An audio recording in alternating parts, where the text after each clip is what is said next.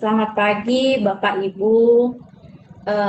Yang saya hormati, Ibu Direktur Pengembangan Profesi, Direktur Advokasi Pemerintah Daerah, Direktur Sertifikasi Profesi, Direktur Penanganan Permasalahan Hukum, Direktur Pasar Digital, Bapak Ibu PAKPA, PPK, JFPBJ seluruh Indonesia yang hadir pada kesempatan hari ini.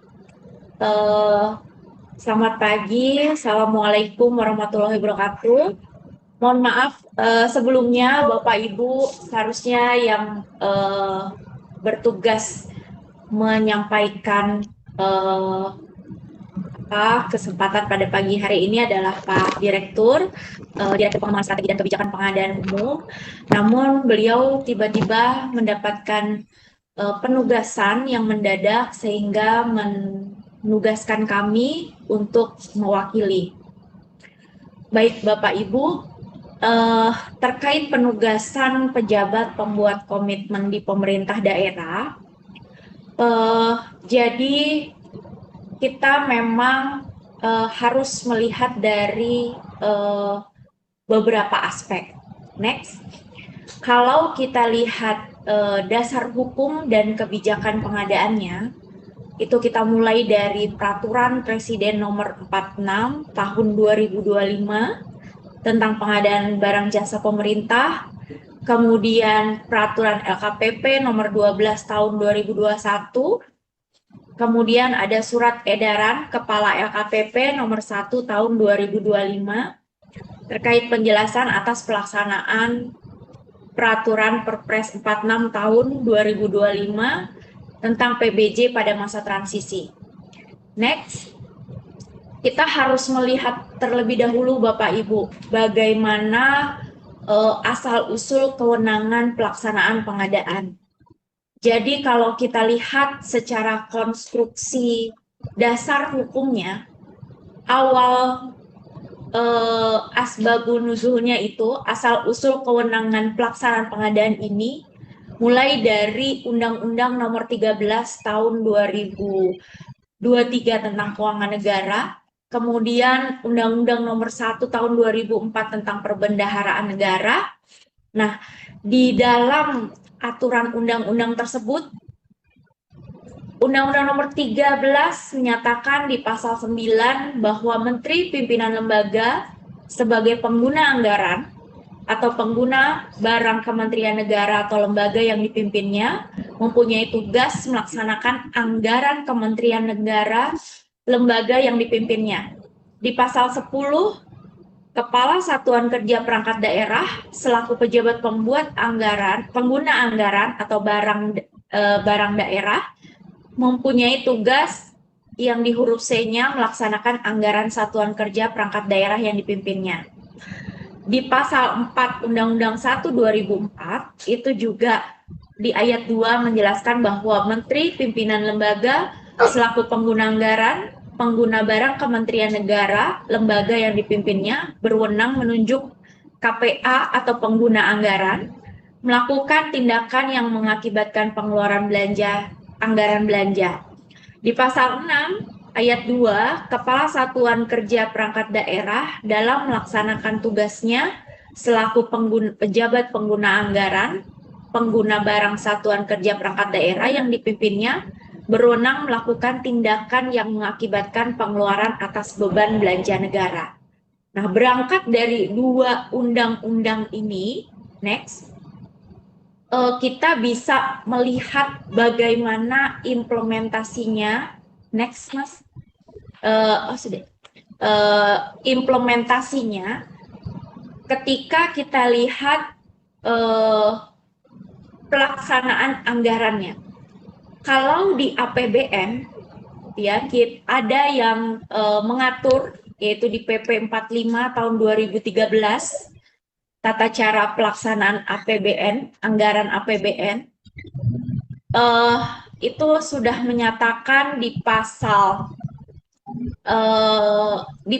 awal bahwa mereka mengenal yang namanya PPK. Itu sudah di state dari awal di PP 45. Namun berbeda halnya ketika kita melihat di PP 12 tahun 2019. Ketika kita search PPK atau mencari yang namanya pejabat pembuat komitmen, itu kita tidak menemukan itu. Sehingga ada perbedaan gitu ya, ada perbedaan peraturan yang melatar belakangi dari kedua pengelolaan anggaran ini. Nah, kemudian di PP 45-nya, di PP 45 jelas bahwa di pasal 4-nya bahwa Menteri Pimpinan Lembaga selaku KPA gitu ya, pasal 5 bisa menunjuk kepala satuan kerja menjadi KPA. Kemudian di pasal 8, dalam rangka pelaksanaan anggaran, KPA memiliki tugas dan wewenang antara lain di huruf B dan E-nya menetapkan PPK dan PPSPM, melakukan tindakan yang mengakibatkan pengeluaran anggaran belanja negara. Di pasal 11 dinyatakan bahwa PPK melaksanakan kewenangan KPA sebagaimana dimaksud pada pasal 8 huruf E. Di pasal 12, dalam rangka melakukan tindakan yang dapat mengakibatkan pengeluaran anggaran belanja negara, PPK memiliki tugas dan wewenang membuat, menandatangani, dan melaksanakan perjanjian dengan penyedia barang jasa.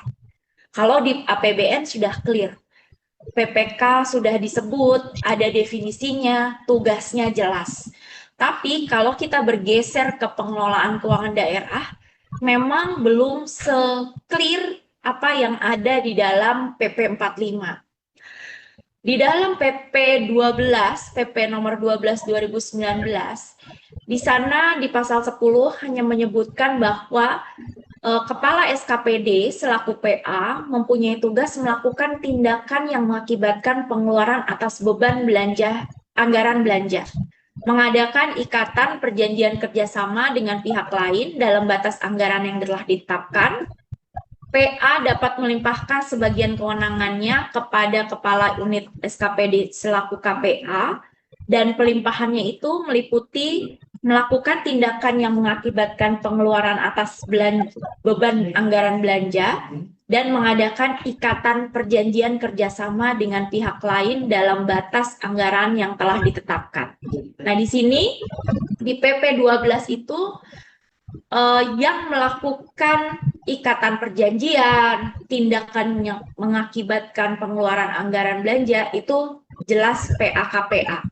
Next,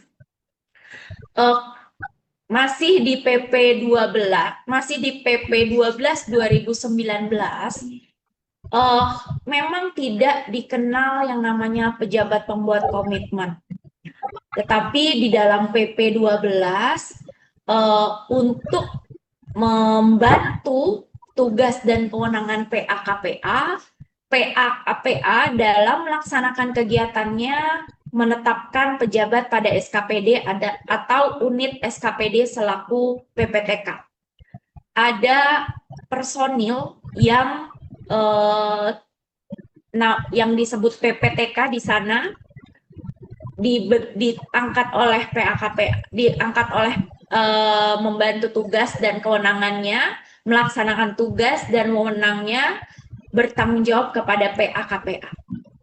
Nah, sebagai aturan turunan dari PP 12, kita ingin juga melihat apakah di sana PPK ini ada gitu ya.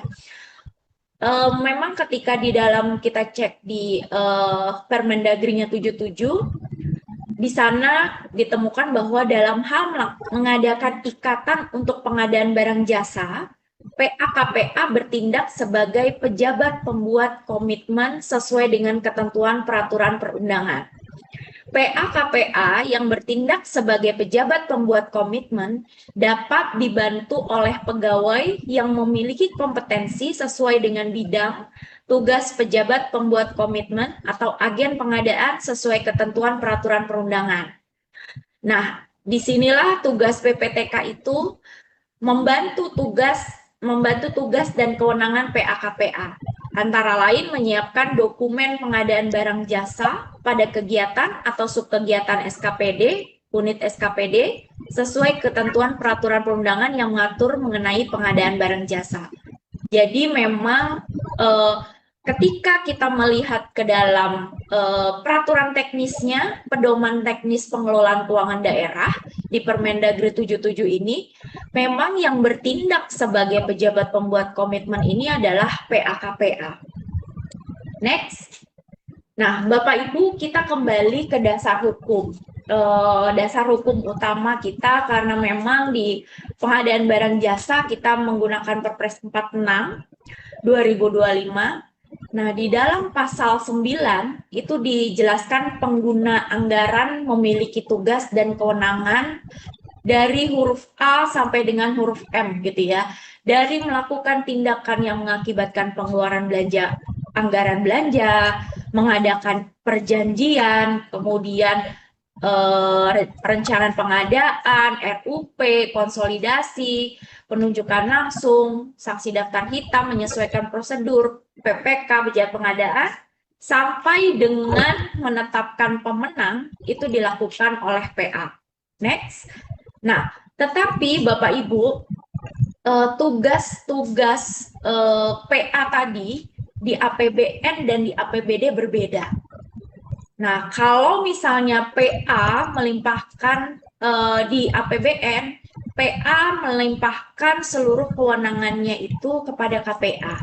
Dapat melimpahkan seluruh kewenangan kepada KPA sesuai dengan ketentuan peraturan perundangan. Nah, pada APBD, PA dapat melimpahkan kewenangan, tetapi hanya sebagian. Tidak semua dilimpahkan. Yang dilimpahkan hanya dari huruf A, melakukan tindakan yang mengakibatkan pengeluaran anggaran belanja hanya sampai dengan menyesuaikan prosedur saja. Itu kalau di APBD. Dan next, belum, maaf. Untuk KPA, balik lagi maaf, KPA berdasarkan Perpres 46, KPA ada yang APBN dan APBD. APBN berarti pejabat yang memperoleh kuasa dari PA untuk melaksanakan sebagian kewenangan dan tanggung jawab pengguna anggaran pada KL yang bersangkutan. Pejabat yang diberi kuasa untuk melaksanakan sebagian kewenangan PA dalam melaksanakan tugas dan fungsi perangkat daerah di APBD. Nah, mungkin ini juga yang perlu kita cermati Bapak Ibu. KPA itu berwenang menjawab sanggah banding. Jadi ketika di suatu daerah PA KPA-nya dijabat tidak ada PPK, artinya langsung pada pengguna anggaran dan KPA, artinya semua pekerjaan itu di pekerjaan pengadaan barang jasa gitu ya, itu semuanya ditangani oleh PA KPA. Nah, KPA untuk memberikan gitu ya, memberikan PPK dapat menugaskan PPK untuk melaksanakan kewenangan yang terkait untuk melakukan tindakan yang mengakibatkan pengeluaran anggaran belanja dan atau mengadakan perjanjian dengan pihak lain dalam batasan anggaran yang telah ditetapkan. KPA dapat dibantu oleh pengelola pengadaan barang jasa. KPA pada pengadaan barang jasa dapat melaksanakan tugas PPK. Ketika dia melaksanakan tugas PPK, maka wajib memiliki pengetahuan. Next. Nah, ini mungkin Bapak Ibu sudah melihat sebelumnya ada di surat edaran Kepala LKPP nomor 1 tahun 2025 bahwa ketika KPA pada pengadaan barang jasa yang melaksanakan tugas sebagai PPK, maka wajib memiliki pengetahuan tentang pengadaan barang jasa serta KPPKKan. Nah, KPA boleh memiliki atau wajib memiliki pengetahuan tentang PBJ dan dibuktikan dengan sertifikat kompetensi PPK yang diterbitkan oleh KPP atau Kementerian Keuangan sertifikat pengadaan barang jasa tingkat dasar atau level 1, sertifikat kelulusan pelatihan pengadaan barang jasa yang diselenggarakan oleh AKPP, atau sertifikat kehadiran dalam kegiatan sosialisasi. Nah, tetapi kewajiban ini dikecualikan bagi KPA yang merangkap sebagai PPK sebelum diundangkannya Peraturan Presiden Nomor 46.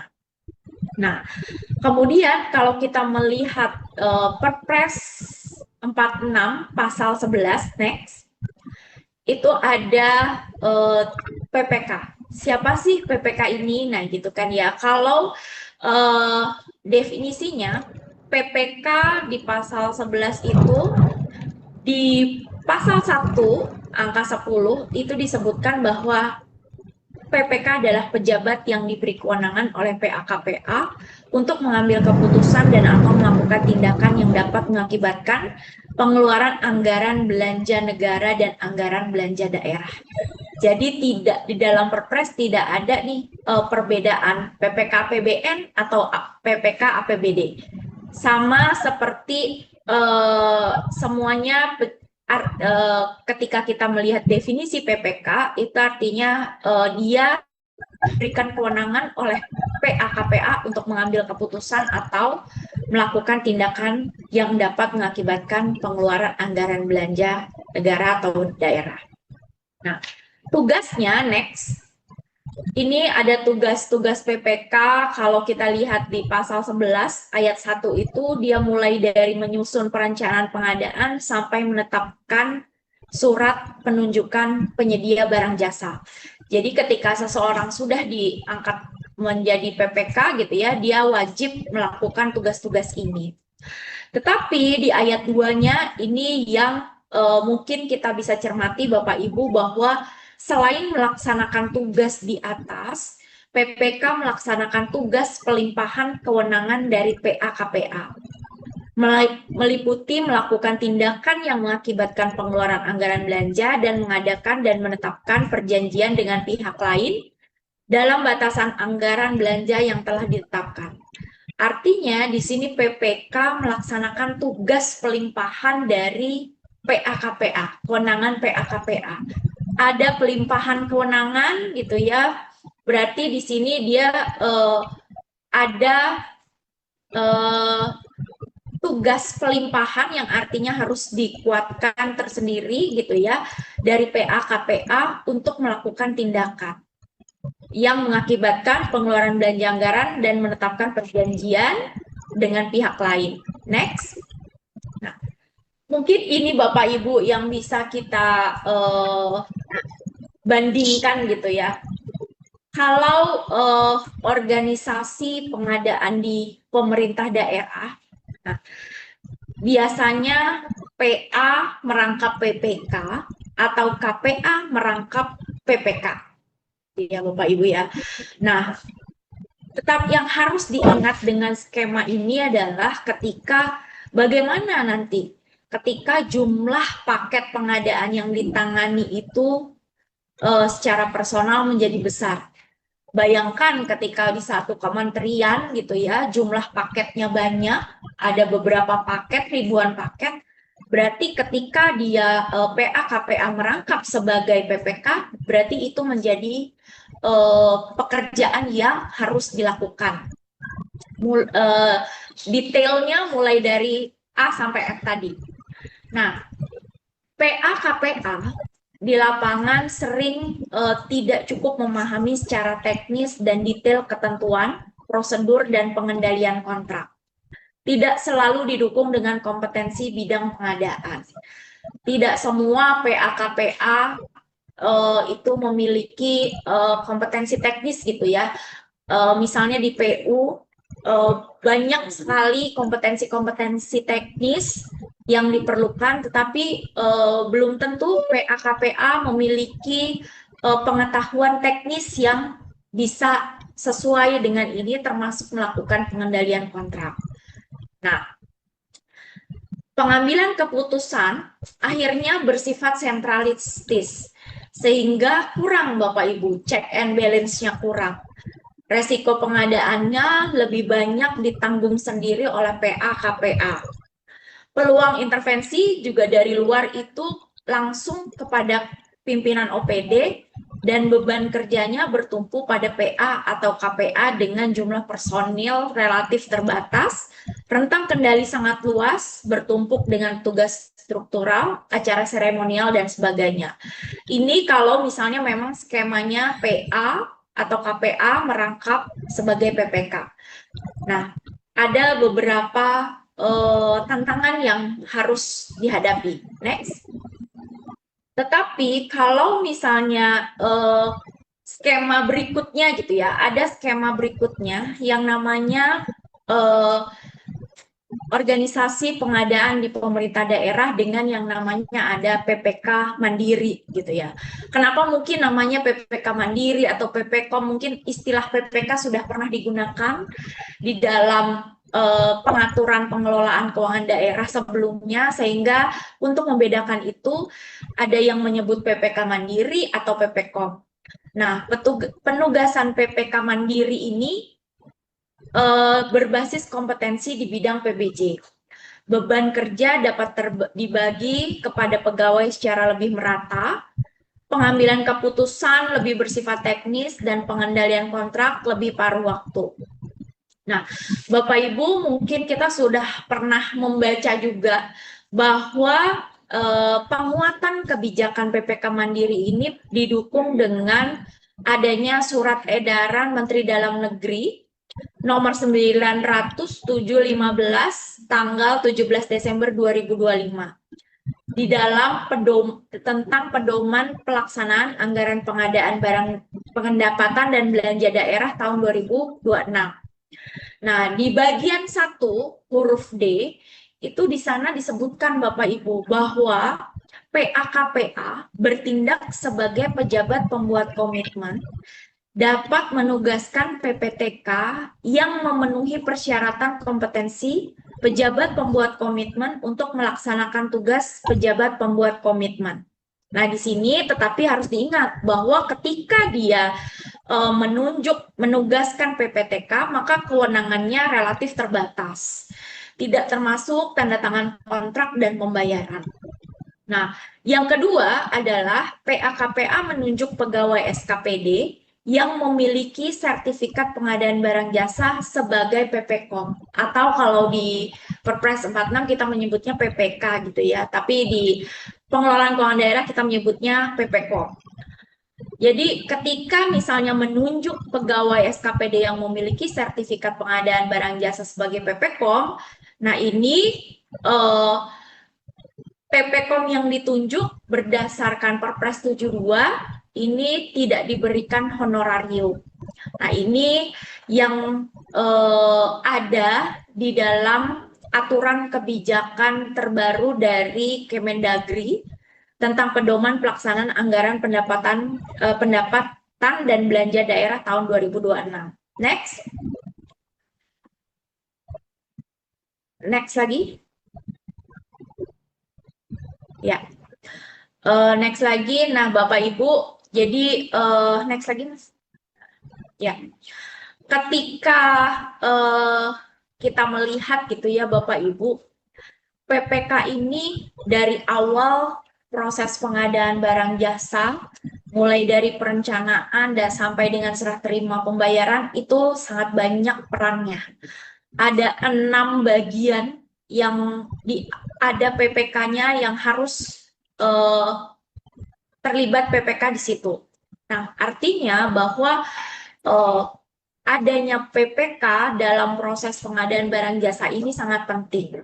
Dari perencanaan butuh PPK, persiapan PPK dan Pokja, pejabat pengadaan, kemudian review hasil pemilihan penyedia PPK, SPBBJ pada saat kontrak dan pengendalian pekerjaan, tanda tangan kontrak, pengendalian kontrak, serah terima sampai dengan pembayaran itu PPK.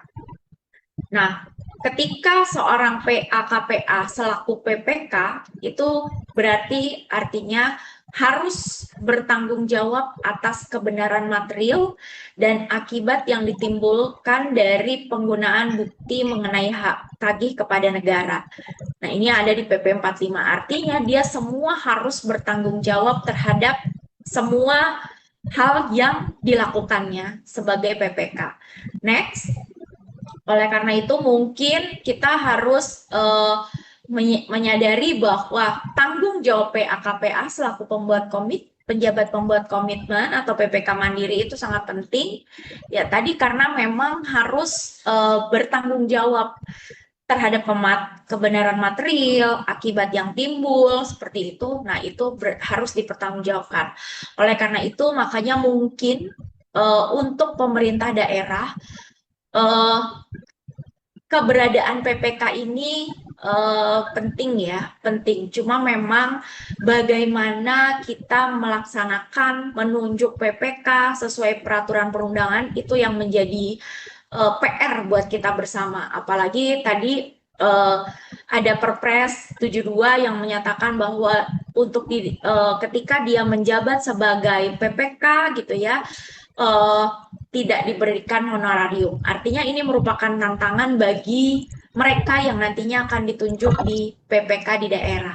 Mungkin itu Bapak Ibu yang bisa saya sampaikan terlebih dahulu. Saya kembalikan kepada moderator. Terima kasih. Assalamualaikum warahmatullahi wabarakatuh.